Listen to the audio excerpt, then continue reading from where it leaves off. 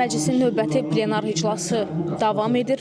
Gündəlikdə 12 məsələ yer alır. Deputatlar sülh gündəliyindən, Azərbaycanın Cənubi Qafqazda vacib rolundan, yeni reallıqlardan danışdılar və eyni zamanda kibercinayətkarlıqla mübarizə sahəsində beynəlxalq əməkdaşlığın gücləndirilməsini nəzərdə tutan Birləşmiş Millətlər Təşkilatının kibercinayətkarlığa qarşı konvensiyasının təsdiqi ilə bağlı qanun layihəsi də müzakirə olundu. Bununla yanaşı təhsil haqqında, patent haqqında, əmək məcəlləsi, vergi məcəlləsi, banklar haqqında, gömrük tarifi haqqında qanunlara dəyişikliklər, eləcə də əhalinin sağlamlığının qorunması, onkoloji yardım, yol hərəkəti, kinematografiya və mülki dövrəyə aid bir sıra qanun layihələri müxtəlif oxunuşlarda bunlara da baxılacaq. Gündəliyin diqqət çəkən mövzularından biri son zamanlar aktual olan uşaq hüquqları haqqında yeni qanun layihəsi, eləcə də uşaqların zərərli informasiyadan qorunması, media, reklam, sosial xidmət sahələrini əhatə edən geniş qanunvericilik